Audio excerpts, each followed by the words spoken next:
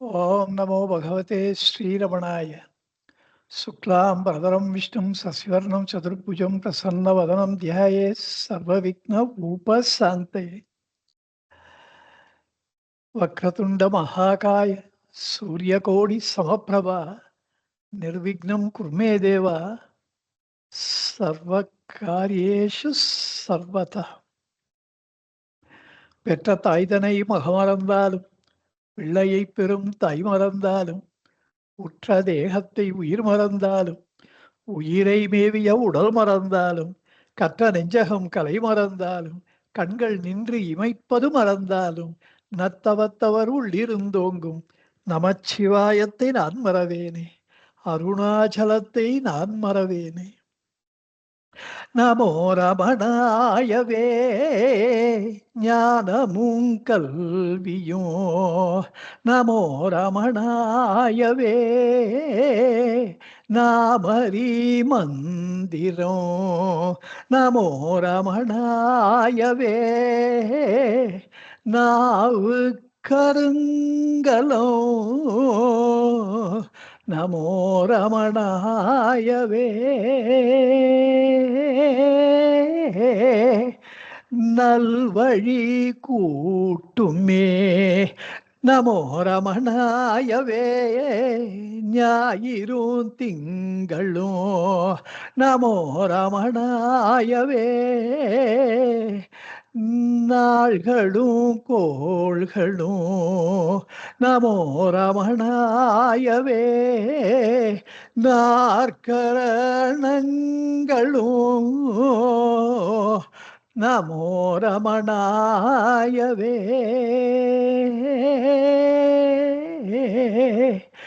நம்முள் சுடர்வதே, நமோ ரமணாயவே நான்கு நெறிகளும், நமோ ரமணாயவே நான்மறை உட்பொருள், நமோ ரமணாயவே நம்முரை வாய்மையாம், நமோ ரமணாயவே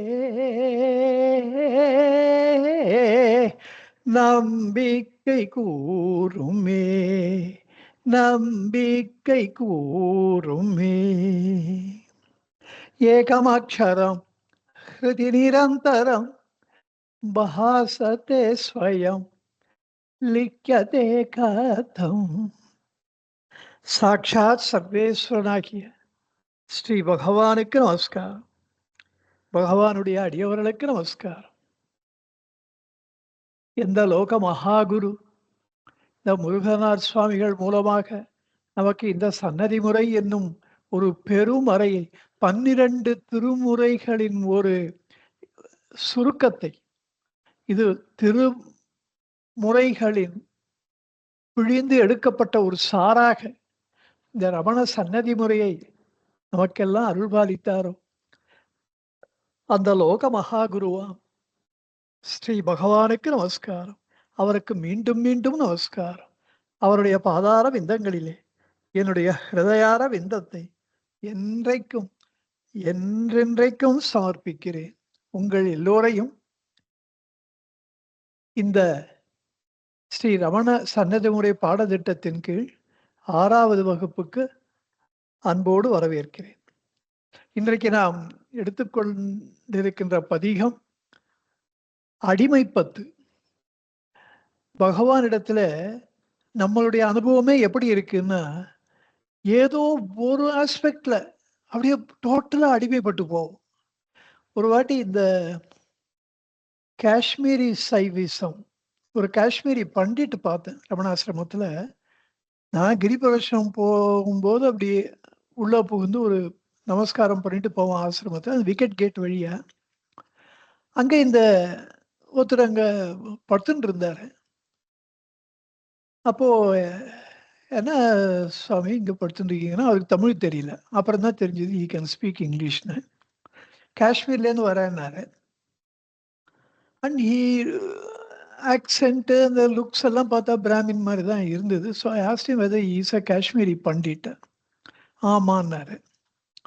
யூசுவலா பொதுவா காஷ்மீரி பண்டிட்னு ஹிந்துக்கள சொல்லுவா. இவர் நிஜமாவே இந்த காஷ்மீரி சைவிசம்ல ரொம்ப ஆழங்கால் பட்டவரா இருந்தாரு. அது எப்படி தெரிஞ்சதுன்னா, நான் சொன்னேன் கிரிபிரவேஷம் போறேன். அதுக்கு தான் நானும் வந்திருக்கேன்னு கூட வந்தாரு. We did grihapravesham interview. I good spend with him some that quality 4 hours. பாராயணம் பண்றத பண்ணுவோம். நடுவுல பேசுவோம். அது மாரி. அப்போ இந்த காஷ்மீரி சைவிசம் பத்திலாம் அவர் ரொம்ப விஸ்தாரமா எனக்கு சொல்லிக் குடுத்தார். I I learned from him on that day. Abhinava குப்தான்றவர் தான் ஒரு மாபெரும் ஸ்காலர் அவர்தான். லக்ஷ்மண் ஜூ. அவரு வந்து ரியலைஸ்டு சோல் அவரு. அவர் வந்து இந்த Kashmiri Shaivism some 2nd or 3rd செஞ்சுரியில பிரக்யாதியா இருந்திருக்கு. அதுக்கப்புறம் 20th செஞ்சுரியில 16வது நூற்றாண்டுல நினைக்கிறேன் இந்த லக்ஷ்மண் ஜூ 16ஓ 18ஓ அந்த நூற்றாண்டுல ரிவைவ்டு காஷ்மீரி சைவிசம். நினைச்சு பாருங்க. எனக்கெல்லாம் ரொம்ப ஆச்சரியமா இருந்தது. இங்க ஃபார் டவுன் சவுத் தமிழ்நாட்டுல தென்னாடுடைய சிவனே போற்றின்றோம். இங்க தான் சைவம் வந்து ரொம்ப பிரக்யாதியா அடிப்படை வாழ்வியல் கோட்பாடா இருக்கு. இதே மாரி இந்த சைவிசம், இந்த சைவ மதம் எக்ஸ்ட்ரீம் நார்த் அந்த பக்கம் நேரா காஷ்மீர்ல நடுவுலலாம் கூட இருக்கு. ஆனா, அந்த காஷ்மீர்ல ரொம்ப பிரக்யாதியா இருந்திருக்கு. அத 16வது நூற்றாண்டுல அவரு ரிவைவ் பண்ணார். அப்பல்லாம் மெஜாரிட்டி ஹிந்துக்களாக தான் இருந்திருக்கா அப்பல்லாம்.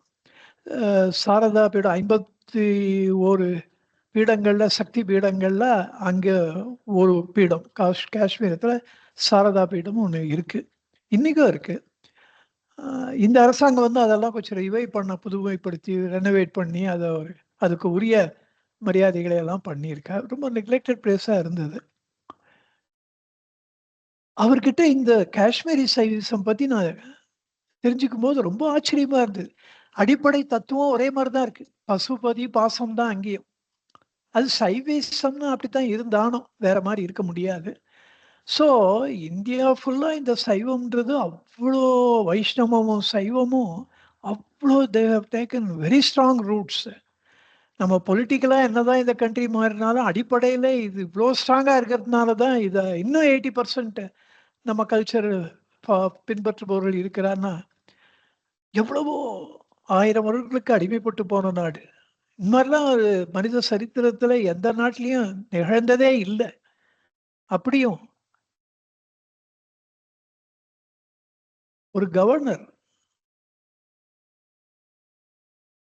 அ அது பேர் மறந்துடுது எனக்கு. லார்ட் எர்ஸ்கின்னோ ஒரு கவர்னர் அது இருந்தவன். அவகிட்ட திவானா ஒர்க் பண்ணவரு. ஏன்னா கவர்னருக்கெல்லாம் ஒண்ணும் தெரியாது. Mostly they are all totally stupid people. அவன் பொருளாதாரம் தெரியாது, எக்கனாமிக்ஸ் தெரியாது, ஹிஸ்டரி தெரியாது, நல்ல புத்திசாலித்தனம் கிடையாது. அதனால அவ என்ன பண்ணுவா, திவான்னு ஒருத்தர வச்சுப்பா. அவன் ரொம்ப ரொம்ப கெட்டிக்காரளா இருப்பான். ஸ்காலர்லி பீப்பிளா இருக்கா. திவான் பகதூர்னா அவ்ளோ பெரிய வசத்தியான பிகாஸ் நெக்ஸ்ட் கவர்னர் அவரு தான் ஆட்சி நடத்துறது. அவரு எதிர வரும்போது இவருக்கு குட் மார்னிங் சொல்லி பண்ணாராம். சல்யூட் பண்ணாராம். அவரும் கவர்னர் எப்படி வராரோ, அவரும் ஈக்குவலா பல்லக்கு, கில்லக்கு அப்படிலாம் தான் குடுத்து வச்சிருந்தா அவருக்கெல்லாம். அப்போ அவரு அத விட்டு இறங்கி, இவருக்கு குட் மார்னிங் சொல்லிட்டு அப்படியே போட வேண்டியவரு, இவரு கீழ வொர்க் பண்ண ஒரு அடிமட்ட குமாஸ்தா ஒரு பிராமின். அவர பார்த்துட்டு உடனே பல்லக்குலேருந்து இறங்கி, அந்த இதுலேருந்து அந்த கார்ட்டோ ஏதோ ஒண்ணு அதுலேருந்து இறங்கி, சாஷ்டாங்கமா அவருக்கு வந்து நமஸ்காரம் பண்ணாராம். இவன் ஆச்சரியப்பட்டாராம் அந்த கவர்னர். "என்ன இது? என்ன விஷயம் இது?" இல்ல he is my family acharya, family குருகுலவா. அவ தான் எங்களுக்கு தெய்வம் மாரி அப்டின்னாராம். அப்போ ரொம்ப ஆச்சரியப்பட்டாராம். இது வந்து இவருடைய வாழ்க்கை முறை it's not based on the constitution. Constitution is based on this culture. ஆனா இப்போ அதெல்லாம் மறந்துட்டான்னு வச்சுக்கோங்க. ஈவன் சுப்ரீம் கோர்ட்ல கூட லுக் ஃபார் த வெஸ்ட். அ அப்படி அதுதான் மாடர்ன்னு நெனச்சுக்கிறா. நம்ப கலாச்சாரம், நம்ப நாகரீகம், நம்மளுடைய பண்பாடு இதெல்லாம் பேஸ் பண்ணி பண்ணி ஒரு சுப்ரீம் கோர்ட் எதிர்காலத்துல வந்தா நல்லா இருக்கும். அப்படிதான் இருக்கணும். Somehow it is not there. So far it is not like that.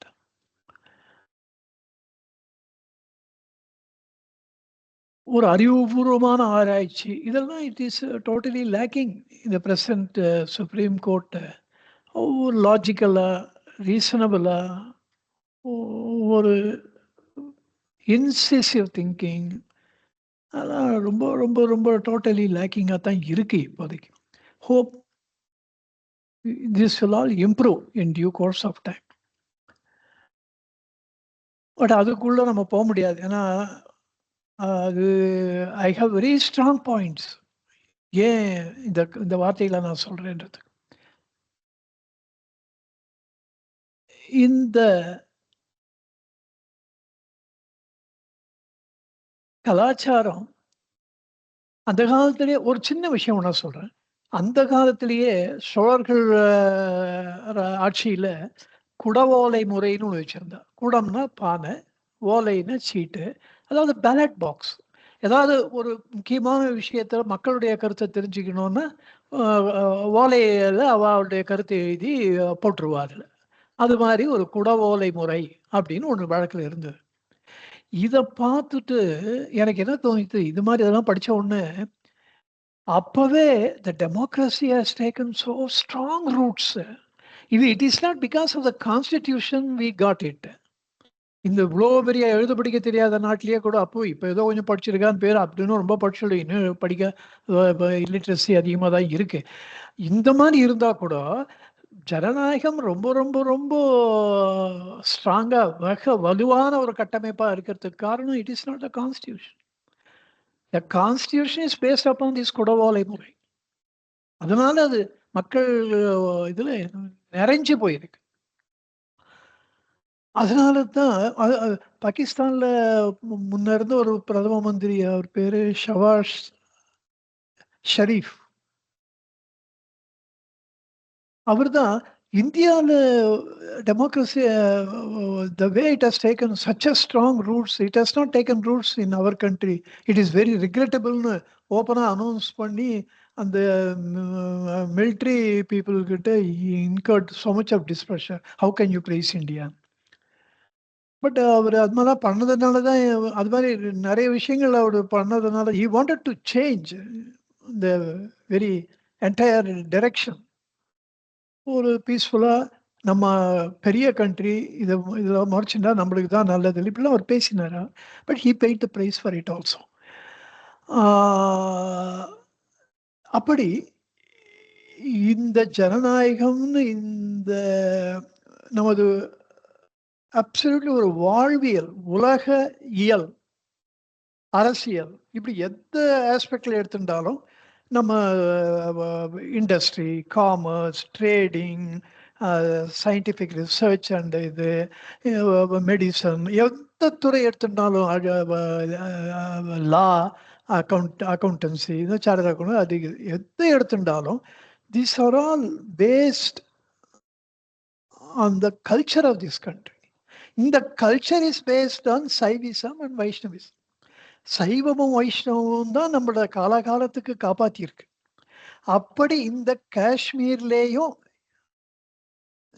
Madurai பக்கம் கன்னியாகுமரியில இருக்கிற சைவம் காஷ்மீர்லயும் இருந்திருக்கு.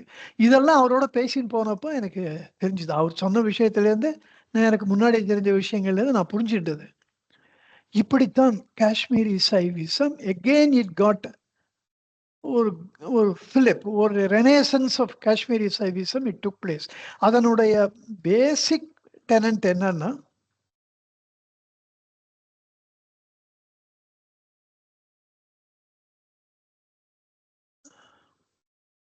இந்த என் எதிர ஒண்ணு இருக்கு.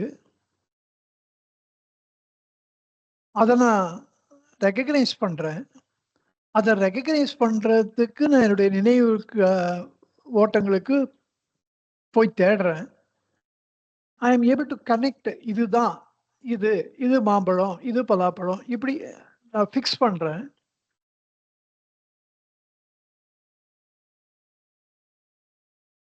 அத மாரி ஃபிக்ஸ் பண்றது பண்ணக்கூடியது இந்த ஆத்மான்னு ஒண்ணு நமக்குள்ள இருக்கு. இந்த ஆத்மாவ பத்தி நம்ம படிக்கும் பொழுது, நம்மால் நமக்கு உள்ளே சென்று நம்முடைய நினைவுகளுக்கு ஆழத்துல போயி, இது மாரி ஒண்ணு நமக்குள்ள இருக்குன்றத நினைவுபடுத்திக் கொள்ள முடியும். இதுதான் பிரத்யபிக்ஞான். அது பெரிய பிலாசபி. பேசிக் பிலாசபி காஷ்மீரி சைடிசம்ல. பிரத் அபிக்யா அபின்னா இப்போ அது உங்க எல்லாருக்குமே தெரியும். பிரத்னா எதிர இருக்கிறது. இப்ப என் எதிரே தோன்றுகின்ற இந்த கிருஷ்ணன் 30 வருஷம் முன்னாடி நான் பெங்களூர்ல பார்த்த கிருஷ்ணன். பிரத்யபிக்யா. அந்த ஞானம் எனக்கு எப்படி வருது? முன்னாடியே எனக்கு இது அனுபவப்பட்ட அறிவாக இருப்பதினாலே தெரியறது. முன்னாடி இந்த கிருஷ்ணன நான் பார்த்திருக்கேன். அதனால தெரியுது. காலம் ஓடி போச்சு. ஆனா, அந்த கண்ணு, வாய்ஸு பக்கத்திலேயே உட்காந்து டிராவல் பண்ணுவா. எங்கேயோ பார்த்த மாரி இருக்கு. நல்லா ஃபெமிலியரா இருக்க மாரி இருக்கு. ஒரு நாளெல்லாம் டெல்லிக்கு போயிட்டு இருப்போம் ட்ரெயின்ல. ஒரு ஹால்ஃப் டே பொறுத்து ஞாபகம் வரும். அது உள்ள அந்த மனசு அது திருப்பி திருப்பி போய் உள்ள தேடும். இது நமக்கு தெரிஞ்சவரா இருக்காரு. அப்போ "நீ கிருஷ்ணன் தானே?" அப்படின்னப்போ அவரு, "இல்ல அவர் யாராவது கிருஷ்ணான்னு கூப்பிட்டாலோ" அப்போ இட் வில் ட்ரிகர். நமக்கு எதிர இருக்க இவரு அந்த 30 35 வருஷம் முன்னாடி பார்த்தவர் தான். அவரோட அவ்ளோ நெருக்கமா பழகினோம். இப்ப எப்படி கம்ப்ளீட்டா எனக்கு இவ்ளோ ஞாபகம் ஹால்ஃப் டே மறந்துட்டோமேன்னு ஆச்சரியப்படுவோம். இப்படித்தான் ஆத்மாவை நாம் மறந்து விடுகிறோம். நமக்கு உள்ளே போய் தேடுவதினாலே இந்த ஆத்மாவை நாம் கண்டுபிடித்துக் கொள்ள முடிகிறது. You have to dive inwards and find out your real nature and your real nature is known to you already. நம்ம வீட்டுக்குள்ள போய் பார்க்கறதுக்கு வேற யாராவது வெளியாளுங்க வந்து வழிகாட்டணுமா என்ன? இதுதான் காஷ்மீரி சைவத்தினுடைய அடிப்படை கொள்கை. இதெல்லாம் அவர் ரொம்ப சயின்டிஃபிக்கா, ரொம்ப பிலோசாபிக்கலா, ரொம்ப ரொம்ப இதுவா ரொம்ப பெருமையா எக்ஸ்பிளைன் பண்ணிட்டு வந்தார். இத இத சிம்பிளா சொன்னா, அதுக்கு டெக்னிக்கல் டெர்ம் என்ன சுருக்கமா என்ன சொல்வீங்கன்னு கேட்டோம். இங்கிலீஷ்ல சொல்லுங்கன்னப்போ, பிலாசபி ஆஃப் ரெகக்னிஷன் அப்டின்னார். பிரத்யபிக்ஞான். ரொம்ப இன்ட்ரஸ்டிங்கா இருந்தது எனக்கு இதெல்லாம் கேட்கறதுக்கு. அப்ப நான் பகவானுடைய தத்துவங்கள அவருக்கு எக்ஸ்பிளைன் பண்ணேன். இதே தான் எங்க பகவான் சொல்லியிருக்கார்.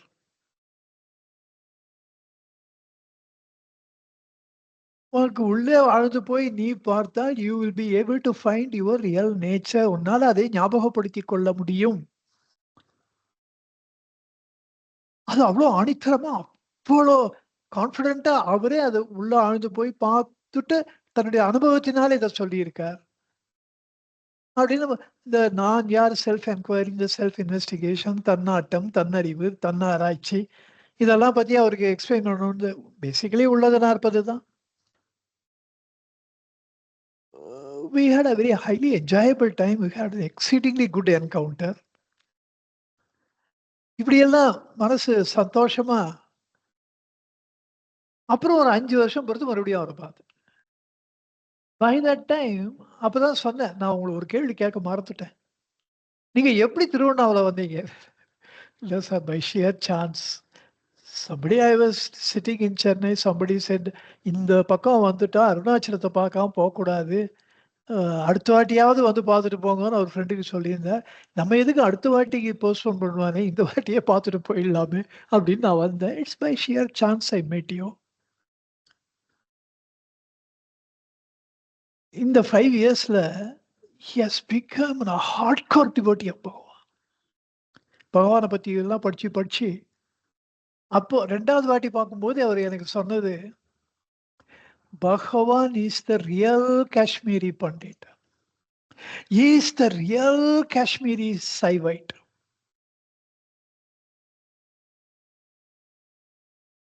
எனக்கு ரொம்ப ஆச்சரியமா இருந்தது. அது மாரி நான் நெறைய எனக்கு அனுபவம் இருக்கு. ஆனா இது வந்து அது 10ஓட 11 அத்தோட இது ஒண்ணுன்ற மாரி இல்லாம, அவருடைய அந்த இன்டென்சிட்டி ஆஃப் டிவோஷன் வாஸ் என்ன பிரமிக்க வச்சது. And it is Bhagavan's grace I met you on that டே. அப்படிலாம் ரொம்ப புலகாங்கிதம் அடைஞ்சு சொன்னார். வேடிக்கை என்னன்னா,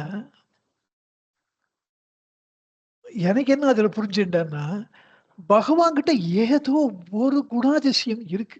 நம்ம ஒருத்தருக்கு ஒரு ஒரு விஷயம் பிடிக்கும். அந்த நமக்கு ரொம்ப ரொம்ப ரொம்ப பிடிச்ச விஷயத்துல பகவான்கிட்ட நம்ம பார்க்க முடியறது. அதனால பகவானோட நம்மள ரிலேட் பண்ணிக்க முடியறது. Unless you relate yourself to the guru, impossible to appreciate him. இல்லையா? பகவான்கிட்ட நம்ப ஒன்றுபடுகிறோம்னா, பகவானுக்கும் நமக்கும் ஒரு காமன் சப்ஜெக்ட் ஒரு ஒரு இன்ட்ரஸ்டிங்கா நம்ம 2 பேருக்கும் இன்ட்ரஸ்டிங்கா இருக்கக்கூடிய ஒரு காமன் சப்ஜெக்ட் இருக்கணும். அது மானசீகமா அப்படியே அத பத்தி திங்க் பண்ணி அப்படியே பகவான்கிட்ட நம்மள இழந்துர்றோம். அத தான் நான் அவர்கிட்ட பார்த்தேன். மானசீகமா அவர் பகவான்கிட்ட பழகி, பழகி இந்த பிரத்யபிக்யான் அவர் வாழ்நாள் ஃபுல்லா அத பிராக்டிஸ் பண்ணணும்னு ட்ரை பண்ணி, அது எப்படி பண்றதுன்ற மெத்தடாலஜி எனக்கு பகவான்கிட்ட தான் கிடைச்சது. எங்க காஷ்மீரி சைவத்தில இருக்கிற பிலாசபிய வச்சே என்ன கட்டி போட்டுட்டார் Bhagavan. He bound me. I cannot go out of this. அப்படி இல்ல. அந்த மாரி ஒருத்தரும் பகவான்கிட்ட ஒரு ஒரு குணத்த பார்த்து தங்கள மறந்து அவரை பின்பற்றுவாராக இருக்க, இங்க முருகனார் இந்த அடிமை பத்துல பகவான்கிட்ட இருக்கிற அத்தன நல்ல குணங்களையும் சொல்லி, இந்த ஒண்ணொண்ணுத்துக்கு நான் அடிமைப்பட்டு போனேன். இதுக்கு நான் அடிமைப்பட்டு போனேன். அதுக்கு நான் அடிமைப்பட்டு போறேன். இப்படி சொல்ற இந்த பதிகம், இட்ஸ் அ டாப் கிளாஸ் பதிகம் இது. எனக்கு சன்னதி முறையில என்ன ஒரு பெரிய ஒரு ப்ராப்ளம்னா, நீங்க தான் நெனச்சுப்பீங்க, நான் ரொம்ப கேர்ஃபுல்லா பதிகங்கள செலக்ட் பண்றேன்னு. அப்படிலாம் ஒண்ணுமே இருக்கிற தலைக்கு மேல இருக்கிற வேலைய வச்சுட்டு என்னத்த இதுக்கெல்லாம் எங்க டைம் இருக்கு. சில பேர் புக்க எடுக்க வேண்டியது கையில ஆப்ட பதிகத்த. சரி இதுதான் இன்னைக்கு வச்சுக்கலாமே. அவ்வளோதான் செலக்ஷன்லாம். பட்டு ஒண்ணொண்ணும் ஜெம்மா இருக்கு. நான் போய் செலக்ட் பண்ணோம்னா நான் வில் கெட் கன்ஃப்யூஸ்ட். இத சொல்றதா? அத சொல்றதா? இத பண்ணலாமே முதல்ல, அத பண்ண I will be left high and dry with this problem of plenty. அதனால தான் எனக்கு இங்கிலீஷ் டிரான்ஸ்லேஷன் குடுத்துட்டார் பகவான். நீ இத பண்ணிட்டு இது இப்ப என்ன தோணுதோ, என்ன பதிகம் தோணுதோ சொல்லு. பட் இது உங்களுக்கு நான் அனுப்பும்போது இத ஒரு வாட்டி படிச்சு பார்த்தேன். It's amazing. முருகனாருடைய இந்த மனப்பான்மை, அப்படியா எது எதுக்கெல்லாம் நான் அடிமைப்பட்டு போகிறேன்னு அவர் சொல்றதெல்லாம் எப்படிலாம் சொல்றாரு அவர். இந்த பகவானுடைய அன்பு, அவருடைய அருள், அவருடைய பேராண்மை, ஆளுமை திறம். ஆண்மைன்னா ஆளுமை திறம். அப்புறம் அவரு மாபெரும் சக்கரவர்த்தியா அவர் செய்கின்ற செங்கோல் ஆட்சி. ஒத்தொத்தரு டிவோட்டி கிட்டயும் அவரு நல்ல குணத்த தான் பார்த்திருக்காரு. கந்தசாமின்னு ஒருத்தரு. பண்ணாத தப்பு கிடையாது வாழ்க்கையில. அவரு போயிட்டாரே! அப்படின்னு ஆஸ்பத்திரியில பேசியிருந்தா. அவர பத்தி இருக்கிற எல்லா விதமான கெட்ட குணங்களையும் ஒருத்தரும் ஒண்ணு ஒண்ணு சொல்லியிருந்தா.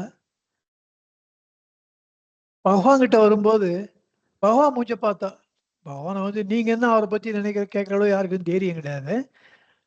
அவள்லாம் பேசி முடிச்சுட்டு பகவான எல்லாரும் பகவான் மூஞ்ச பார்த்தா அவருக்கு தெரியும். நம்மகிட்ட ஏதோ இவ எதிர்பார்க்கிறா சொல்லணும்ன்றா அப்படின்னு.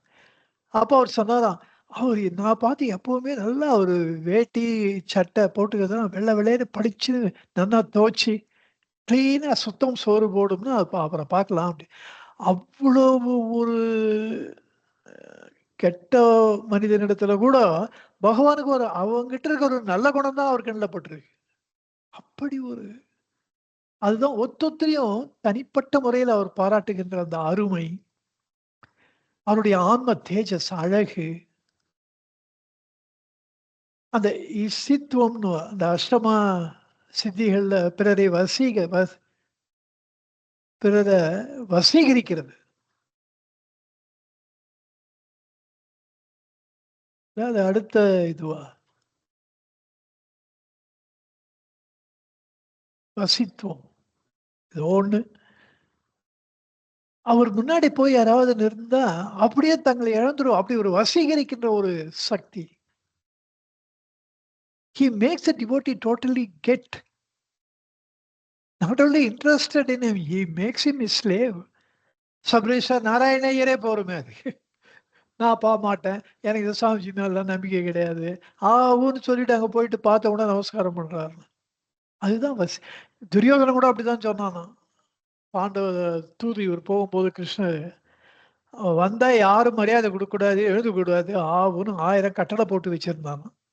இது ஸ்ரீ கிருஷ்ணர் என் பெருமான் அவர் சபையின் உள்ள அப்படியே அவர் உள்ள போகும்போதே அந்த ஜோதியே அந்த ஹோல் சபை அப்படியே பளிச்சுன்னு ஒரு ஒளி கூட்டினார். அவர் உள்ள வரும்போது அதை பார்த்துட்டு எல்லாரும் ரொம்ப அப்படியே ஆச்சரியப்பட்டு அவருக்கு அவர் வந்த வழியா எல்லாரும் எழுந்து நின்னாலாம். துரியோதனனும் எழுந்து நின்றாரா கடைசியா. எல்லாரும் நிற்கும்போது நம்ம உட்காந்துருந்தா நன்னா இருக்காது சபை மரியாதைக்கு. அவனும் எழுந்து நின்னான்.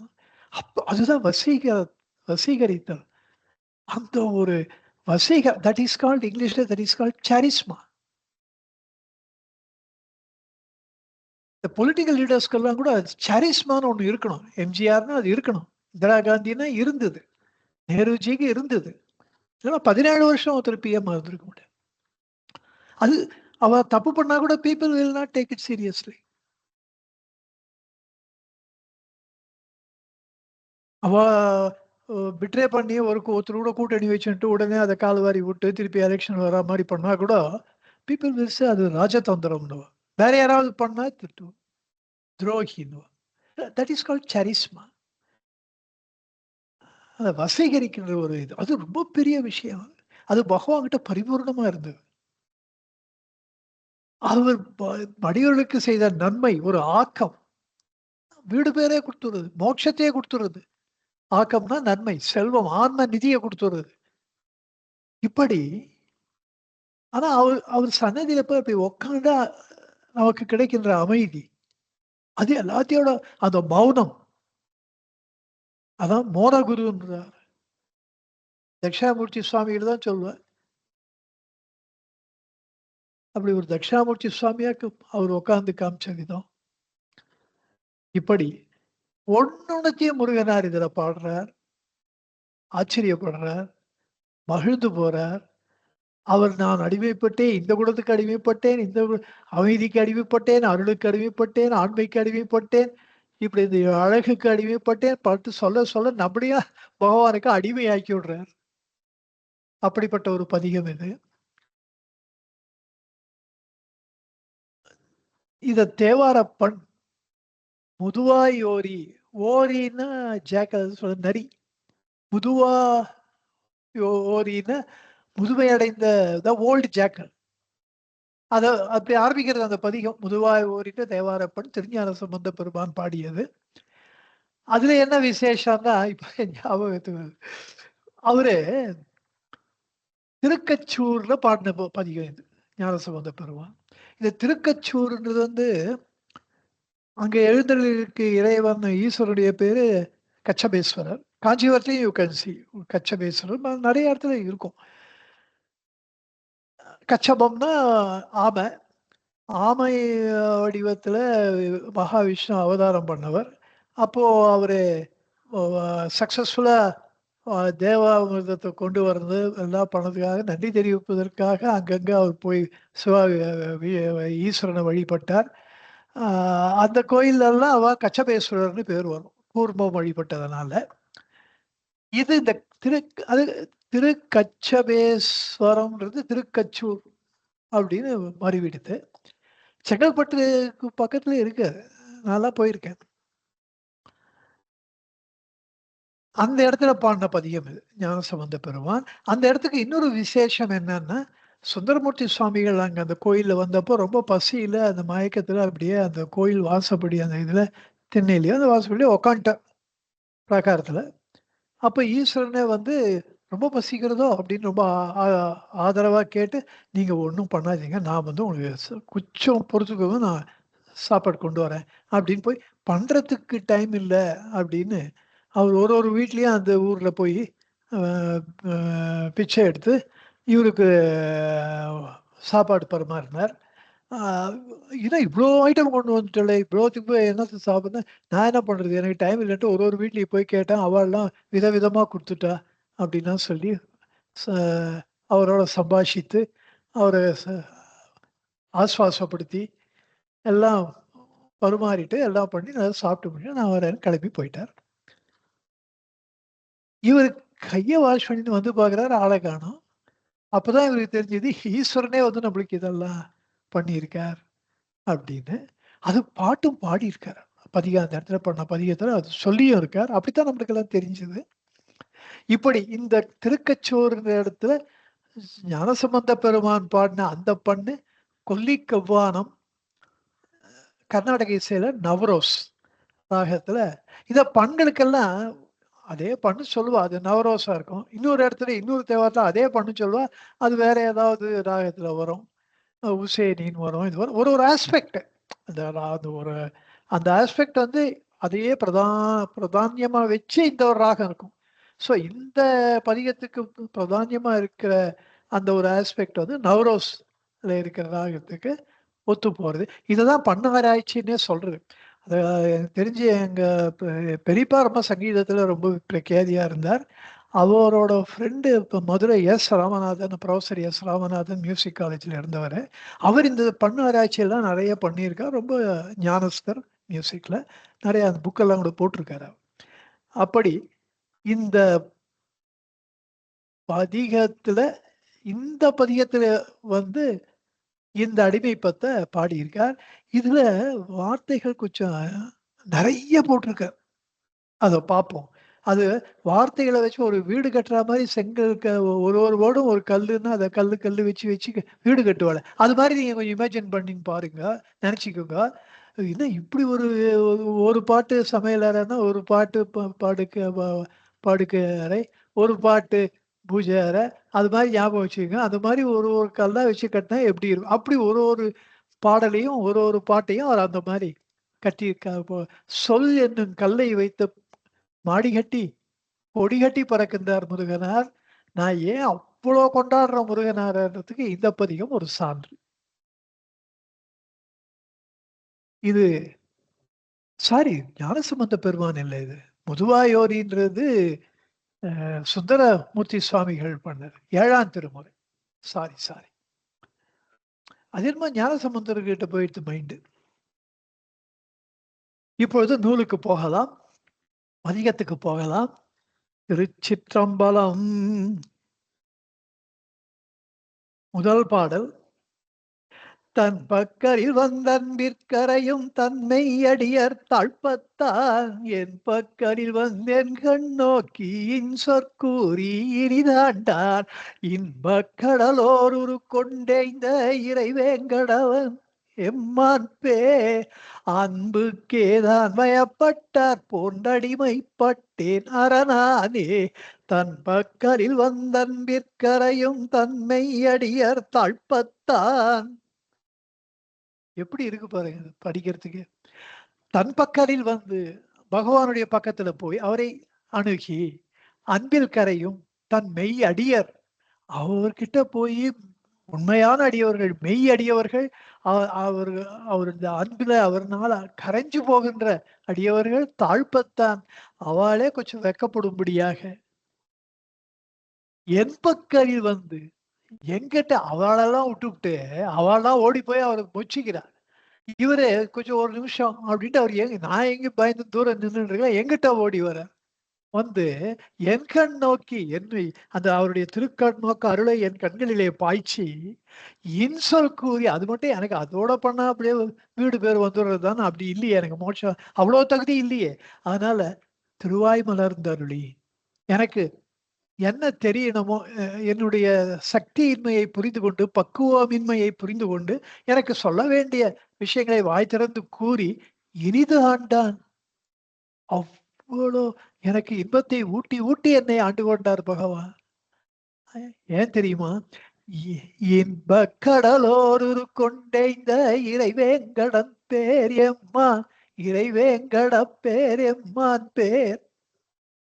இன்பக் கடலே ஒரு உருவமா வந்திருக்கார். அதனால இனிமையை வாய் திறந்து பேசினாலும் இனிமை, கண்களிலே நோக்கினாலும் இனிமை.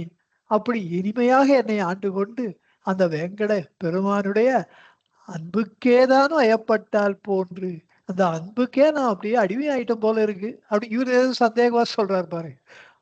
ஏன் நான் அவருக்கு அடிமையானேன்னு நினைச்சு பார்த்தா, அவ்வளோ பெரிய அன்புக்கு தான், பேரன்புக்கே தான் எம்மான் பேரன்புக்கே தான் வயப்பட்டால் போன்று, அந்த பேரன்புக்கு நான் வயப்பட்டு 2 பேர் போட்டிருக்காருன்னு பார்த்தீங்க. இறை வேங்கட பேர், அந்த வேங்கடவன் என்ற பெயரை சுட்டி கொண்ட எம்மான் எங்களுடைய பகவான் பேரன்புக்கே, அடுத்த வரியில கூட்டிக்கணும் அந்த பேரை. பேனா ஓ கூறியது கூறல்னு சொன்னதையே சொல்ல மாட்டேங்க. அப்படி இந்த ஒரு பேர் வந்து பகவானுடைய பெயர். இன்னொன்று வந்து பெருசு பேரன்பு. அதுக்கே நான் வயப்பட்டால் போன்று அடிமைப்பட்டேன். எப்படின்னா, அற முழுவதுமாக கொஞ்சம் கொஞ்சம் மிச்சம் மீதி இல்லாமல் அற நானே முழுமையாக பகவானுக்கு அடிமைப்பட்டு விட்டேன் என்று சொல்கிறார். இனி அடுத்த பாடல் இங்கேயும் பாருங்க, இது 2 வாட்டி படிச்சீங்கன்னாக்கா நாக்கு அப்படியே சுழலும். 2வது பாடல். சி இப்ப இதெல்லாம் ஏன் பதிகத்தை நல்லா வாய் விட்டு உரக்க நல்லா பண்ணணும்னு காரணம் என்னன்னா, this is an age of AI. அப்படி ஒரு வாட்டி கூட பாருங்க நீங்க. You have to command the machine gadgets Alexa or Meta whatever it is. உங்க ப்ரொனன்சியேஷன் கிளியரா இருக்கணும். Otherwise you can't get your things done. உங்க ப்ரொனன்சியேஷன் கிளியரா இருக்கணும்னா கும்பகர்ணம் மாதிரி ஆகக்கூடாதுன்னா, அவன் நித்தியத்துவம்னு கேட்கறதுக்கு நித்திரைத்துவம்னு கேட்டான். அதனால கும்பகர்ண தூக்கமா போயிடுதான். அப்புறம் அவன் ரொம்ப பயந்து போய் நான் தூங்கிட்டே இருந்துட்டா என்னன்னு கெஞ்சினப்ப பிரம்மா, சரி நீ ஒரு 6 மாசம் தூங்க, 6 மாசம் மூச்சுன்றாங்க. அதனால ப்ரொனன்சியேஷன் அஸ்யூம்ஸ் இந்த காலத்துல மட்டும் இல்ல, அந்த காலத்துல கூட அவ்வளவு முக்கியமா இருந்திருக்கு. இந்த காலத்துல ரொம்ப ரொம்ப முக்கியமா இருக்கு. Because you are talking to the machine. உயிரற்றவைகளோட நீங்க டீல் பண்ண வேண்டியதா இருக்கு. அப்போ ப்ரொனன்சியேஷன் இம்ப்ரூவ் ஆகணும்னா அதுக்கு தான் இவாள்லாம் இந்த ஸ்கந்த சஷ்டி கவச்சம், லலிதா சகஸ்ரநாமம், இந்த மாதிரி டஃப்பான பாடல்கள் அதெல்லாம் அதுக்காகவே அவ வச்சிருக்கா. ப்ரொனன்சியேஷன் இதெல்லாம் exercises in improving your pronunciation. And pronunciation is the basic thing in you that adds up to your personality. இதெல்லாம் நமக்கு அவ அந்த காலத்துல இதெல்லாம் ரொம்ப தெரிஞ்சுதான் இந்த மாதிரிலாம் பண்ணியிருக்கா. அடுத்த பாடல் இந்த பாட்டு கொஞ்சம் அப்படி இருக்கும், அதனால அதை சொன்னேன். தெருளப்பட்டு விழிகண் குருடாய் விழியும் காலவஜான இருளுக்கிடையன் இதயச் சுடராய் இருந்த இயல்பை ஒளிர்வித்தான் மருளை கடியும் மணிமந்திரமும் மருந்தும் மாம் வேங்கடம் கூறின் அருளுக்கேதான் பயப்பட்டார் போன்றடிமைப்பட்டேன் அரணானே வெருளப்பட்டு விழிகண் குருடாய் விழியும் காலம் அஜான வருளப்பட்டு பயந்து போய் விழி கண் குருடாய் மேல எப்படி போறதுன்னு கண்ணு தெரியாம குருடாய் விழியும் கால் விழிதெல்லாம் அழிதல் நான் அழிந்து போகவிருந்தேன். அப்போ அந்த அஜான இருளுக்கிடை அந்த அஜானம் என்பது ஒரு இருள். இருள்னா நம்ம பிசிக்கல் இருள் மட்டும் இல்ல, நமக்கு ஒரு விஷயம் தெரியல அறியாமையில இருக்கோம், அந்த அறியாமையே ஒரு இருள். ஆன்மா ஒளின்னு ஏன் சொல்லப்படுகின்றது? ஆன்ம தேஜஸ், ஆன்ம ஒளி, ஆன்ம பிரகாசம் இதெல்லாம் ஏன் வந்தது? அகந்தை இருளா இருக்கிறதுனால. அஜ்ஞானம், அவிச்சை, அறியாமை இதெல்லாம் இருள், பரிபூரணமான இருள், கும்மிருட்டு. அப்படி அந்த அஜ்ஞான இருளுக்கிடை என்னுடைய உள்ளத்திலே இருக்கின்ற அந்த அஜ்ஞான இருளுக்கு இருளிலே இதயச் சுடராய் இருந்து என் உள்ளத்திலே ஒளியாக இருந்து என் இயல்பை ஒளிர்வித்தான், என்னுடைய இருப்பு உணர்வை பிரகாசமாக்கினார், ஆத்ம ஞானத்தை தந்தார் என்றார். மருளைக்கடியும் மணிமந்திரமும்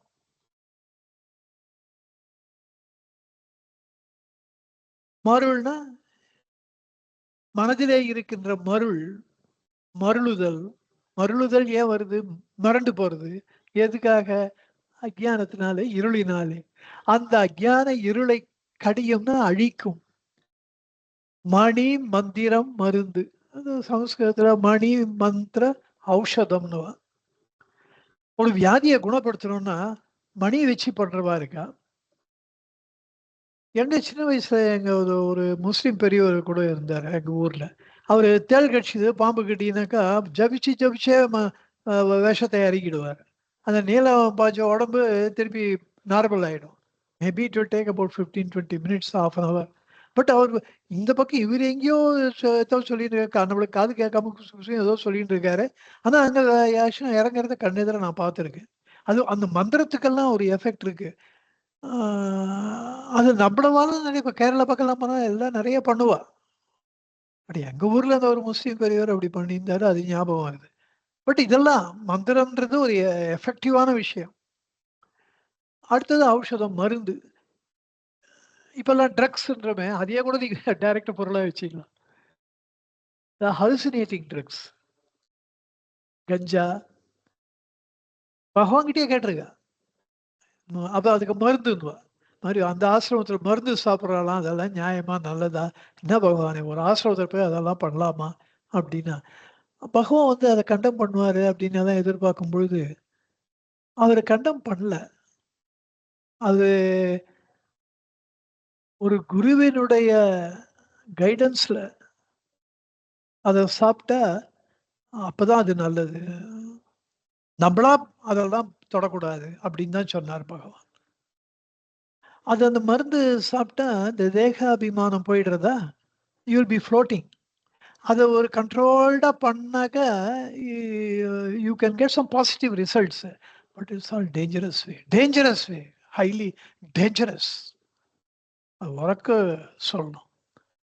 அந்த பக்கம் போகாம இருக்கிறது நல்லது அப்டின்னாரு Bhagavan. But he has not condemned it. அது தப்புன்னு சொல்லல.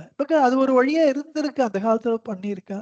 அதனால அவர் அத பகவான் வந்து இஸ் அப்ரோச்சே இட்ஸ் ஆல் இன்க்ளூசிவ். எக்ஸ்க்ளூடிங்ன்றதே கிடையாது பகவான்கிட்ட எதுலயும். அதெல்லாம் எல்லாரையும் அணைச்சிட்டு போற ஒரு அப்ரோச் தான். ஆல் இன்க்ளூசிவ் அப்ரோச் தான் பகவான். அது இது ஒரு இந்த மருந்து விஷயமும் அப்படிதான் ஆச்சு. அது குஞ்சுசாமி வந்து ஆச்சரியமா பட்டு சொல்லுவார். இல்ல சாமி இது மாரி கூட இருக்கு. அதனால பகவான் இது பண்ணியிருப்பார். அப்படின்னு என்னவோ ஸ்ரீராம் அப்படின்ட்டு அது அது அதெல்லாம் பகவான் வேணான்னு சொல்லிட்டார். அதான் என் மனசுல பட்டது அப்படின்னார். பட் அவர் மனசுல அவ்வளவு ஸ்ட்ராங்கா கேட்கிறவாளுக்கு தைக்கும்படியா அவரு சொல்லியிருக்காரு. அந்த பக்கம் போ வேண்டாம். அது கிளியரா சொல்லியிருக்காரு. பிறகு அப்படிப்பட்ட ஒரு அருளுக்கே தான் ஒண்ணும் இல்ல. மணி, மந்திரம், ஔஷதம் 3த்துனாலயும் ஒருவருக்கு அருள் பாலித்து அவருக்கு ஆத்ம ஞானத்தை கொடுக்க முடியும்னா, அது ஒரே இடத்துல கிடைக்கிறது பகவான் கிட்ட தாங்க. அப்படிப்பட்ட பேர் அருளுக்கே தான் அடிமை மருந்துமாம் வேங்கடன் கூர் என் அருளுக்கே தான் வயப்பட்டால் போல் அடிமைப்பட்டேன். அந்த அருளுக்கு நான் அடிமைப்பட்டு போனேன் என்கிறார். அடுத்த 3வது பாடல்ல இதுவும் அப்படித்தான். It's a tongue twister. நான் மிக்குரு நின்னடலை வாழ்வை நயக்கும் போலி நாகரிக விண்மை அலைய நூலத்துட் சேரா விதந்தான் ஓட்டி வெறிங்கண்டான். இந்து கிடையாதாங்க, இங்கு தப்பா இருக்கு. வெறி காக்கு பக்கத்துல ngா தான் வரும். வெறிங்கண்டான் கேண்மைக்குரியோன் கேள்விக்குடையோன் கெடிவேங்கடவன் கிளர்த்தும் ஆண்மைக்கேதான் வயப்பட்டார் போன்றடிமைப்பட்டேன் அரணானே.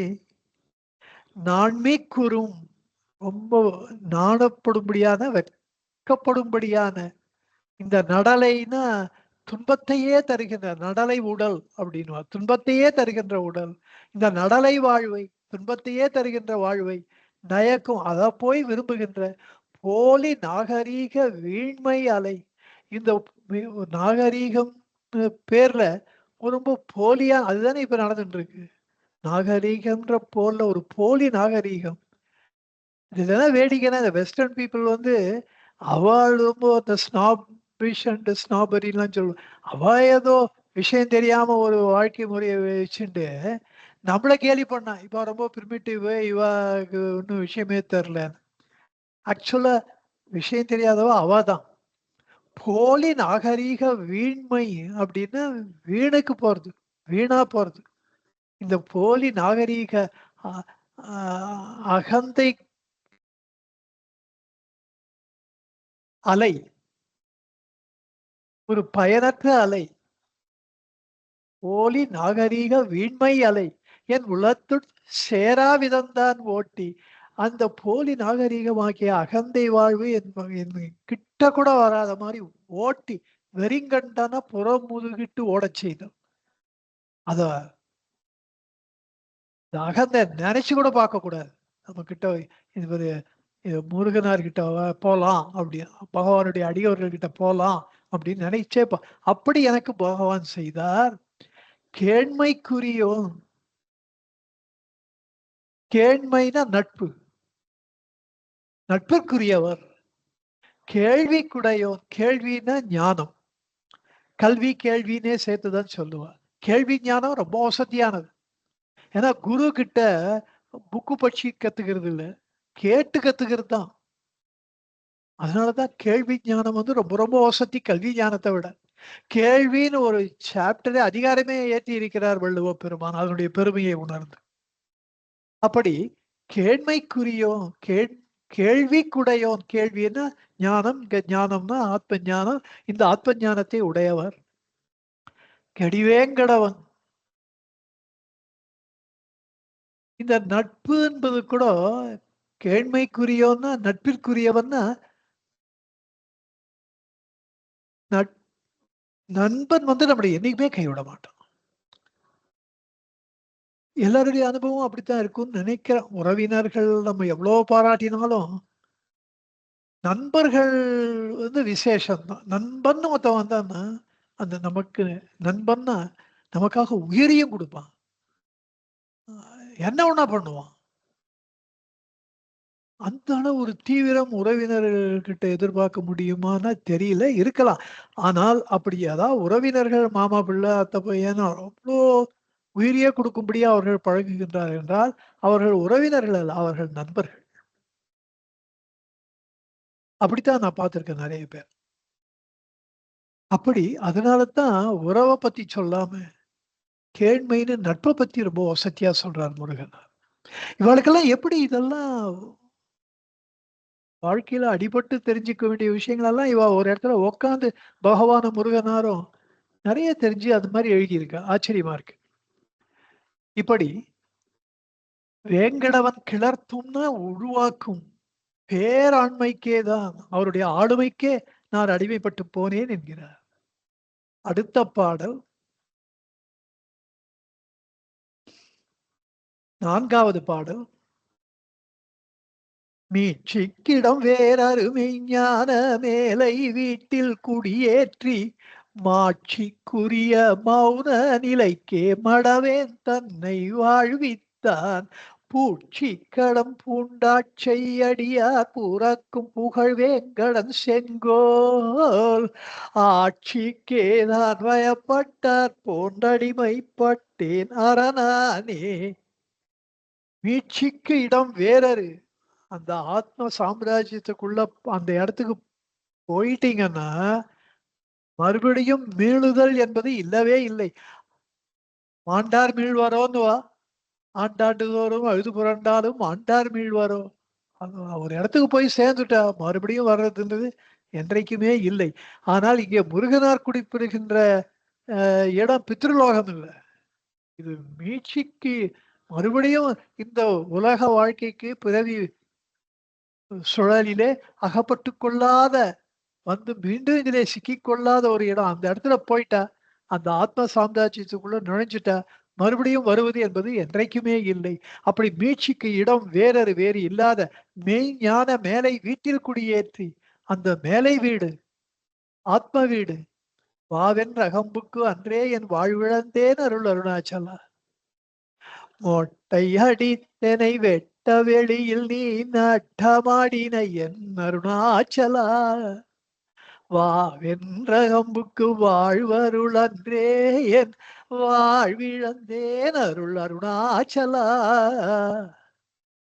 அங்க போயாச்சு, மறுபடியும் வருவது என்பது இல்லை. அந்த மேலை வீட்டிலே குடியேற்றி மாட்சிக்குரிய, மாட்சின்னா மாண்புக்குரிய, பெருமைக்குரிய மௌன நிலைக்கு, அந்த ஆத்ம மோனத்திலே என்னை மூழ்க வைத்து, யார மடவேன் தன்னை வாழ்வித்தான். அதுக்கு சிறிது கூட தகுதி இல்லாத என்னை அந்த இடத்துல கொண்டு போய் சேர்த்துட்டார். ஒருத்தரு கவர்னரை பார்க்க போகணுன்னப்போ, சரி வா போலாம், நான் புறப்படுறேன். கூட ஒருத்தர் வரேன்னு, சரி வா அழைச்சிட்டு போறேன் வாங்கன்னு அவளுக்கு இன்ஃபார்ம் பண்ணிட்டேன். நாங்க 2 பேரும் வரோம். இவரு அவருதான் காரை ஓட்டின்னு வந்தாரு. என்ன கேட்பாரு? ஏதாவது ஏடாகூடமா ஒரு தடவ நம்ம பதில் சொல்லி தத்து புத்துன்னு மாட்டிக்கூடாது. பேர கெடுத்துட்டுற கூடாது. இப்படி ஆகுமோ? அப்படி ஆகுமோ? அவருக்கு எதுல இன்ட்ரெஸ்ட்? உன்ன பார்த்தா என்ன நான் சொன்னேன், "நீ ஒழுங்கா கார ஓட்டு. அவர் கேட்கும்போது உனக்கு என்ன தோன்றதோ சொல்லு. ஒண்ணும் பதில் தெரியலையா? குவைட்டா இரு, நான் பார்த்துக்கிறேன். ஐ வில் நான் மேக்கப் பண்றேன். உன்ன டோட்டலா உன்ன கவர் பண்றேன். டோன்ட் வொரி" அப்படின்னு. அது மாரி மடவேன் தன்னை வாழ்வித்தான். அதாவது பெரியவாள போய் பார்க்கும்போது இப்படிலாம் பயம் தோணும் போல இருக்குன்னு அப்பதான் நான் தெரிஞ்சுட்டேன். அந்த மாரி பயமெல்லாம் எப்பவுமே இருந்ததே இல்ல.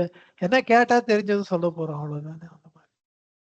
பட் இவர் முருகனார் அவ்வளவு பெரிய ஞானி. அவர் மடவேன்னு சொல்லும்போது எனக்கு ரொம்ப ஆச்சரியமா இருக்கு. மடவேன் தன்னை வாழ்வித்தான். நான் இறந்தே போக இருந்தேன்ற போன பாட்டுல என்னை அப்படி இறக்க இறந்தே போக இருந்த என்னை புத்தம் புதிய வாழ்வை அளித்தார். இந்த பாட்டுல வாழ்வித்தான்றார். பூட்சிக்கு அடம் பூண்டு ஆட்சையடியார். பூட்சின்னா கொள்கை. பூட்சிக்கு அடம் பூண்டுன்னா அடம் பிடிக்கிறது. கொள்கைக்கு அடம் பிடிச்சுண்டு ஆட்சை அடியார் புறக்கும். அதாவது என்ன சொல்றார்? பகவானுக்கு ஒரு கொள்கை இருக்கு. அதுக்கு அடம் பிடிக்கிறார். விடமாட்டேன்றார். அது என்ன கொள்கைன்னா அடியவர்களை காப்பாற்றுதல் புறத்தல். பூட்சி பூட்சி கடம்பூண்டா நான் பிரிச்சு எழுதிட்டேன் உங்களுக்கு. ஒரிஜினலை படிச்சா நீங்க ரொம்ப தணறி போயிடுவீங்களேன்ட்டு நான் பதம் பிரிச்சு பண்ணிட்டேன். பூச்சி ஆனா நான் படிக்கும்போது எனக்கு சேர்த்துதான் வருது. பூச்சி கடம்பூண்டாட்சை அடியா புறக்கும் புகழ் வேங்கடன் செங்கோல்.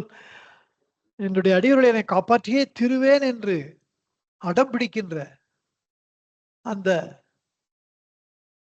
வேங்கடவர், புகழ் வேங்கடவர், அதனால புகழ் பெற்ற அந்த வேங்கடவனுடைய செங்கோலாட்சிக்கே அந்த சாம்ராஜ்யபதியுடைய செங்கோல் வளையாது.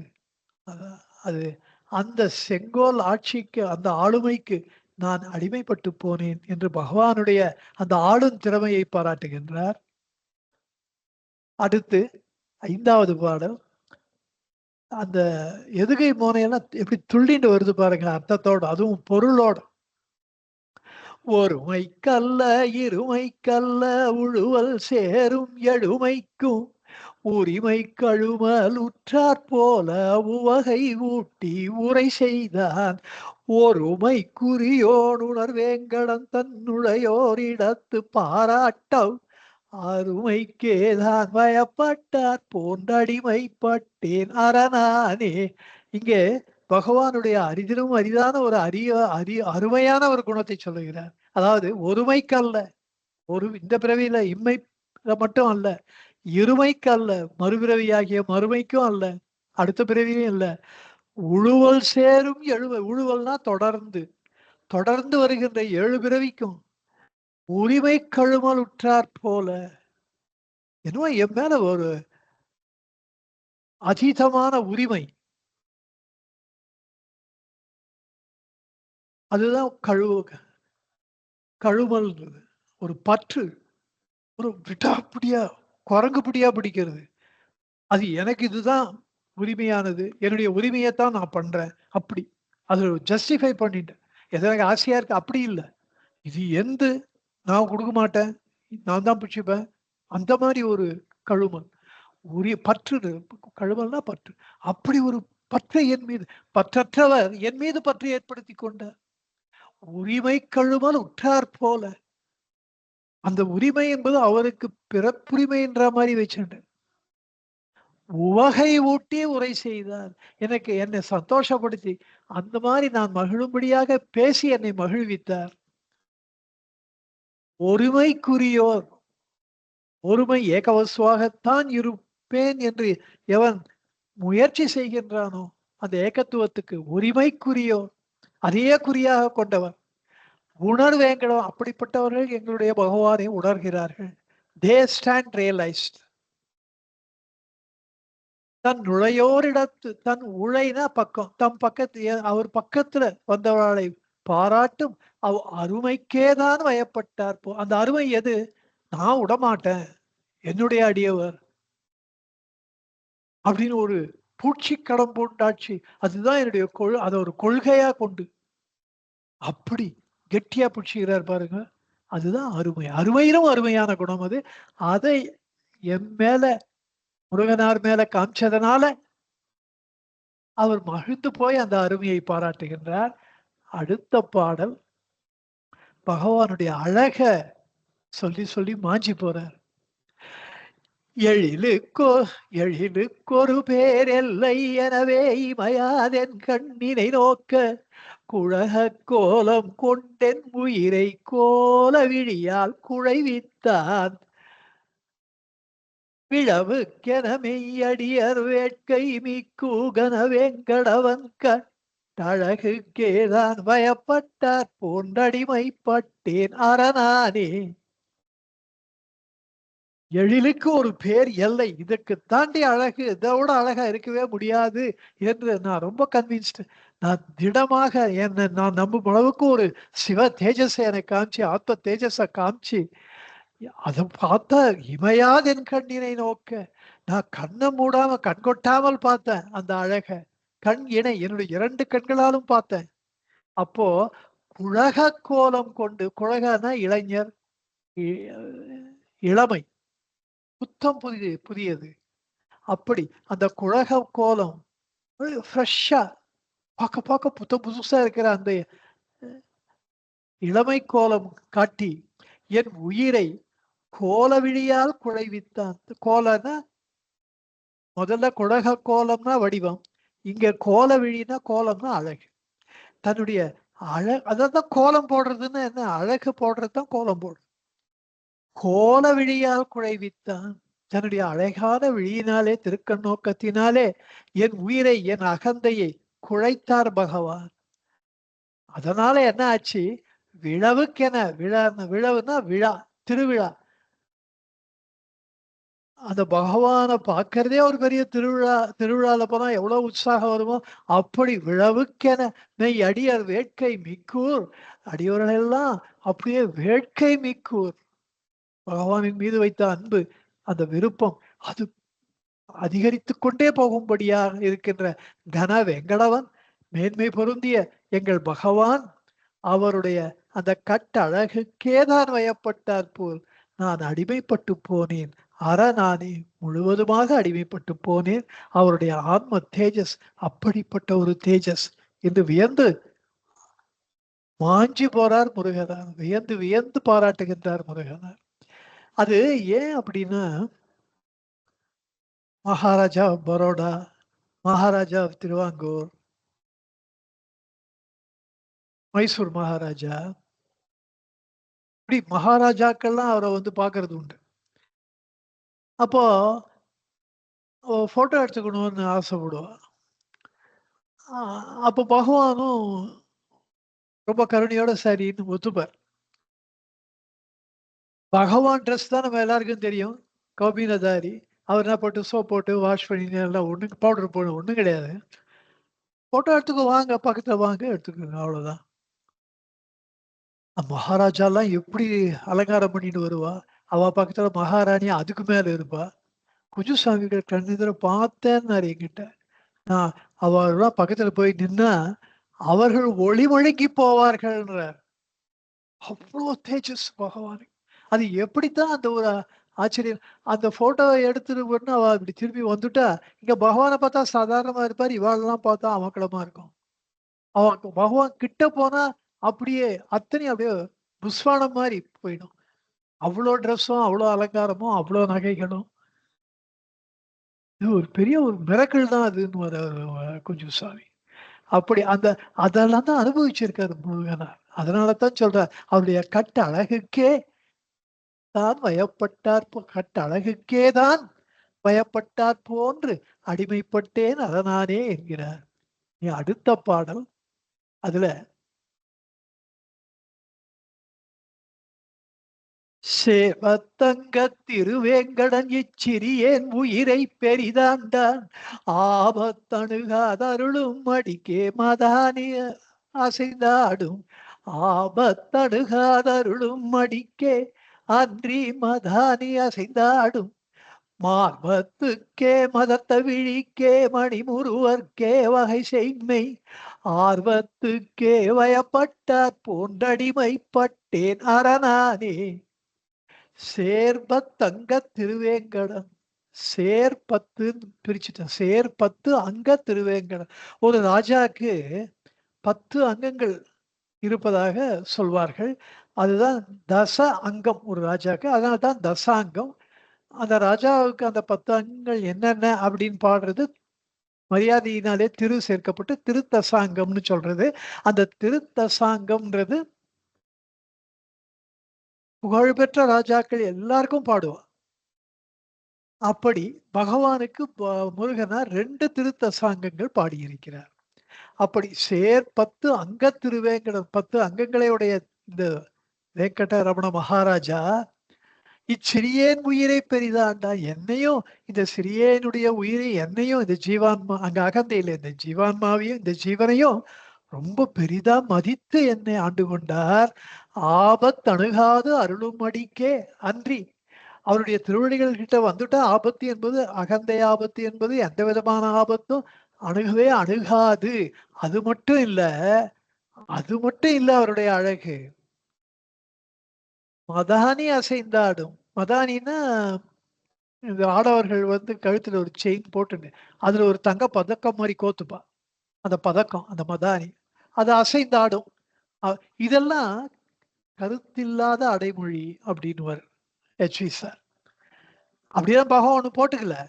இவரு கற்பனை பண்ணி சொல்றாரு. அதெல்லாம் அந்த காலத்துல ராஜாக்கள் பெரியவாள்லாம் பணக்காரெல்லாம் போட்டுப்பா. அது இவரு பகவான் அப்படி போட்டுட்டு இருக்கிறத இவரு கற்பனை செஞ்சு சொல்றார்.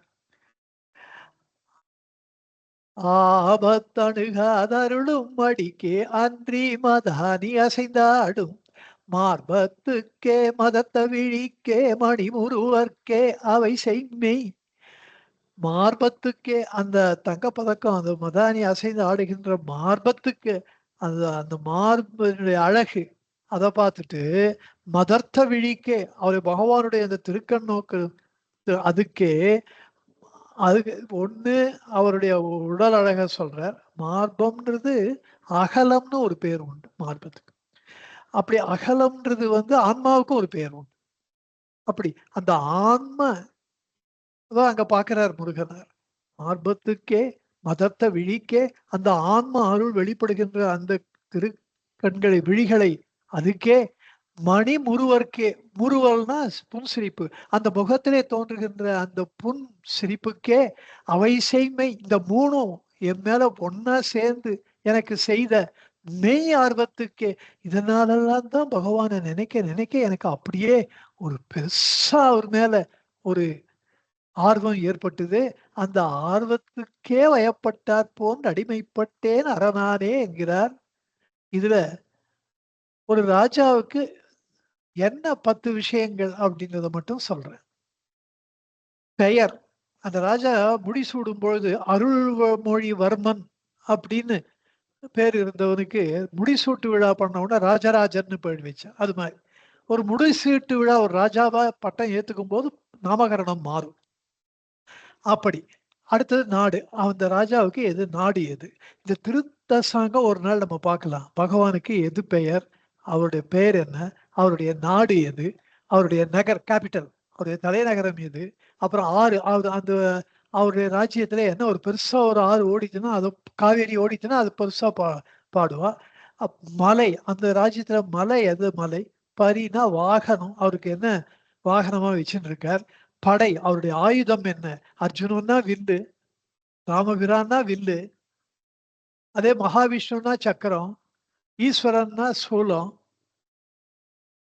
அப்படி ராவணனுக்கு பொதுவா அவன் நிகரற்ற வில்லாளின்றது இருந்தாலும் கூட அவன் பகவான் ஈஸ்வரன் அவருக்கு வாட்படை கொடுத்தார். ஆனா வாழ் அவனுக்கு படை. அப்படி ஆயுதம் என்ன? அப்புறம் முரசு, அவரு என்ன முரசு ஒலிக்கிறதுன்னா என்ன ஒலிக்கிறது அவர்கிட்ட இருந்து. அப்புறம் தார்னா மாலை, எந்த விதமான மாலையை அவர் சூடிக்கொள்வார். அப்புறம் கொடி, அவருடைய ரிஷப கொடியோன்றோம் இல்லையா, அது மாதிரி. அது என்ன கொடி? சேவர் கொடியோன் அப்படின்றது அது மாதிரி. இப்படி 10 அங்கங்கள். அது ஒரு ராஜாவுக்கு உரியவை. பகவானை பற்றிய திருத்தசாங்கள் 1க்கு 2 அப்புறமா பார்க்கலாம். 8வது பாடல். ஏக்கத்துக்கோரிடனே இன்றி என்றன் உணர்வை இதயத்துள் போக்கச் சொல்லி புலையேன் வாழ்வை புதுக்கி மேன்மே பொலிவித்தான் காக்க கடமை பூண்டோ நண்பர் கவல்கள் கடிவேங்கடம் செய்சீர் ஆக்கத்துக்கே வயப்பட்டார் போன்றடிமைப்பட்டேன் அரணானே. ஏக்கத்துக்கோர் இடனே இன்றி, என் மனசுல அந்த ஆன்மதாகம், ஒரு ஏக்கம், மனசுல ஒரு கவலை, ஒரு சின்ன ஒரு இது ஒண்ணுமே இப்போ இல்ல. அதுக்கு இடமே இல்லாமல் பண்ணி எந்த உணர்வை இதயத்துள் போக்கச் சொல்லி, இந்த அகந்தை உணர்வை இதயத்துள்ளே போய் அதை ஒன்று கலக்க வைத்து புலையேன் வாழ்வை புதுக்கி, என்னுடைய வாழ்வை புதுக்குதல்னா புதுப்பித்தல், அப்படியே புதுக்கி புதுக்கி அதை சிலை புதுக்குதல், சிலை செய்கிறது. அப்படி என்னை ஆன்ம வாழ்வாக, என்னுடைய வாழ்வு மிளிரும்படியாக ஒளிரும்படியாக புதுக்கி புதுக்கி என்னை பொலிவித்தார். பொலிவித்தல்னா பிரகாசமுடைய செய்தார், பொலியச் செய்தார். காக்க கடமை பூண்டோம். ஏன் அவர் இதெல்லாம் பண்றாருன்னா, அடிவுகளை காப்பாத்துறது அவருடைய கடமை. நமக்கெல்லாம் எவ்வளவு ஹைலி இன்ஸ்பைரிங் பாருங்க இது. பகவான் கிட்ட வந்துட்டா நம்ம கண்டிப்பா காப்பாற்றப்படுவோம் என்ப ஒரு அணித்தரமான ஒரு உண்மையை கூறுகின்றார். காக்க கடமை பூண்டோன் அன்பர் கவல்கள், அம்மனுடைய கவலைகளை எல்லாம் அழிக்கின்ற வேங்கடவன் செய்கின்ற அந்த சீராக்கத்துக்கே, அது மிகப்பெரிய சீராக்கம். அது ஆத்ம ஞானத்தையே தருகின்ற ஆக்கம், அதனால் கவலைகளை ஓட்டுகின்ற ஆக்கம். அந்த ஆக்கத்துக்கே வயப்பட்டார் போன்று அதற்கு நான் அப்படியே அடிமையாகி விட்டேன். அரணானே, நான் என்பது சிறிதும் இந்த அகந்தை என்பது சிறிதும் இல்லாமல் நான் அடிமைப்பட்டு போனேன் என்கிறார். அடுத்த பாடல் 9வது பாடல். இதுவும் ஒரு மாதிரி டங் ட்விஸ்டர். எல்லா பாட்டும் அப்படிதான் இருக்கு, இது கொஞ்சம் அதிகம். வெறியுற்றாடும் களம்போல் துளும் இவ்வியன் காசினியை வெளித்தோற்றும் குருவித்தாமென் குடில மனத்து குறும்பை அடர்த்து குலைவித்தான் செறிவித்துளத்து சிவத்தை இலக்க திருவேங்கடவன் செய் உபதேச அறிவுக்கேதான் வயப்பட்டார் போன்றடிமைப்பட்டேன் அரணானே. வெறியுற்றாடும் களம்போல், இந்த உலக வாழ்க்கைன்றது வெறியுற்று ஆடுகின்ற ஒரு பூமியா இருக்கு. துள்ளுகின்ற இந்த வியன் காசினியை, இந்த உலக வாழ்க்கையை, பூமியை வெளித்தோற்றும், இதை நமக்கு கண் முன்னாலே கொண்டு வந்து அதிலே முழுமையாக ஈடுபடுத்தி விடுகின்ற குரு வித்தாம். குருன்னா சின்ன, வித்துன்னா விதை. ஒரு சிறிய விதையா என் உள்ளே விதைக்கப்பட்ட குடில மனத்து குறும்பை. குடிலம்னா ரொம்ப வஞ்சகம் நிறைந்த, குடில மனத்து குறும்பை அடர்த்து குலைவித்தான். அந்த மனதனுடைய வஞ்சகத்தை செற்று அழித்து, அடர்த்துன்னா வெட்டி, அதை அழித்தார், குலைவித்தார். எனக்கு அப்படி செஞ்சார். அதனால என் உள்ளத்திலே செறிவித்து அப்படியே செறிந்து கிடக்கும்படியாக, எது செறிந்து உளத்துள், என் உள்ளத்துள் சிவத்தை இழக்க. சிவம்னா இங்க மங்களம்னு வச்சுக்கலாம், ஆஸ்பீஷியஸ்னஸ்னு வச்சுக்கலாம், சிவானுபூதின்னு வச்சுக்கலாம். ரெண்டும் ஒண்ணுதான். ஆன்மானுபூதி அப்படி சொல்றார். இந்த சிவத்தை இழக்க, அதை என் உள்ளத்திலே புகுந்தி அதை நிறைவிக்க, திரு வெங்கடவன் இந்த வெங்கடரமண பகவான் எனக்கு சிவத்தை இழுக்குவதற்கு வெங்கடவன் உதவி செய்கிறார் என்கிறார். இந்த சிவ வைஷ்ணவ அபேதம் ரசிக்கத்தக்கது. செறிவித்துளத்து சிவத்தை இலக்க திருவேங்கடவன் செய் உபதேச அறிவுக்கேதான் பயப்பட்டார் போன்றடிமைப்பட்டேன் அரணானே. அந்த உபதேச அறிவு, அந்த உபதேச ஞானத்திற்கு நான் அடிமைப்பட்டு போனேன் என்று சொல்லி கடைசியா சொல்றார் ஒரு வார்த்தை. கமைதற்கொன்றன் கடலை கருதா பிழையை பொறுத்து கடைநாயேன்.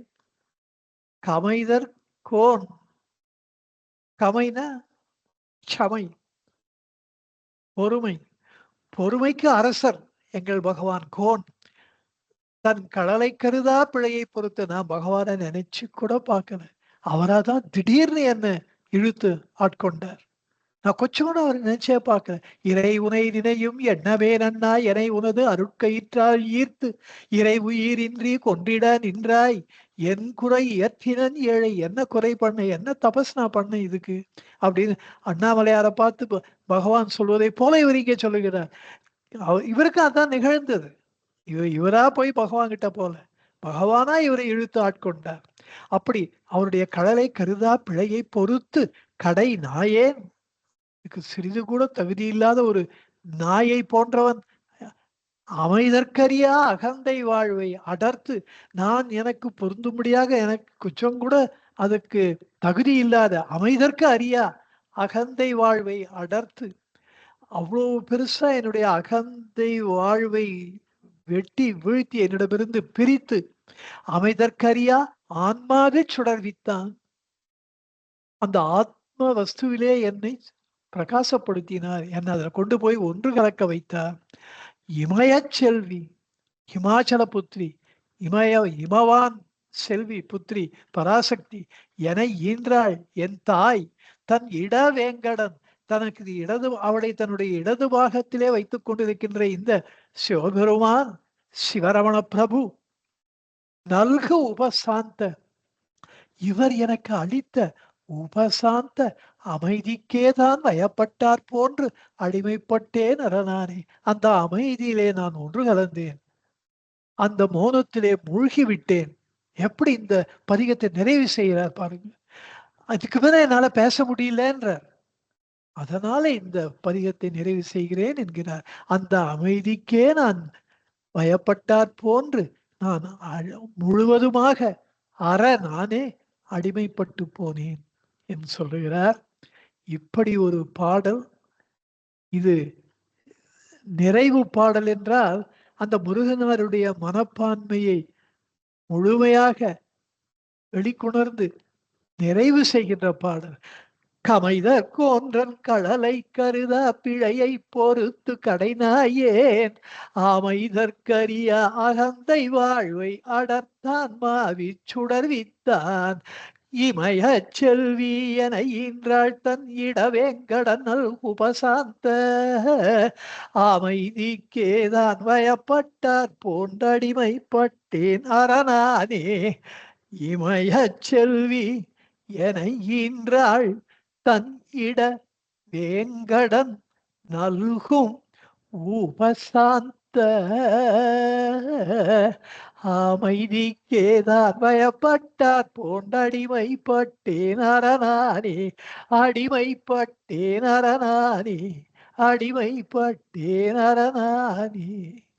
இப்படி முருகனார் நான் எப்படி பகவானுக்கு அடிமைப்பட்டு போனேன் என்பதையெல்லாம் சொல்லி சொல்லி எம் போன்றோர்களையும் பகவானுக்கு அடிமை செய்ய வைத்து என்னையும் இந்த முகவை கண்ண முருகனுக்கு நான் அடிமை என்பதிலே ஒரு மாபெரும் பெருமையை, பெருமிதத்தை நான் அடையுமாறு எனக்கு அருள்பாலித்தார் முருகனார். அந்த மகாபிரபுவுக்கு பகவானை காட்டி கொடுத்த அந்த பேரறிவாளருக்கு என்றென்றைக்கும் ஜன்ம ஜன்மத்திற்கு நான் முகவை கண்ண முருகன் அடிமையாக முழுவதுமாக நானே அடிமைப்பட்டு போனேன் என்று சொல்லி இந்த வகுப்பை நிறைவு செய்கிறேன். நன்றி, நமஸ்காரம். நமோ ரமணாய நமோ ரமணாய நமோ ரமணாய நமோ நமோ நமோ ரமணாய நமோ ரமணாய நமோ ரமணாய நமோ நமோ. சர்வே ஜனா சுகினோ பவந்து, லோகா சமஸ்தா சுகினோ பவந்து, சர்வசன்மங்களானி பவந்து. ஓம் சாந்தி சாந்தி சாந்தி. ஹரி ஓம் தத்சத். ஹரி ஓம் தத்சத். ஹரி ஓம் தத்சத்.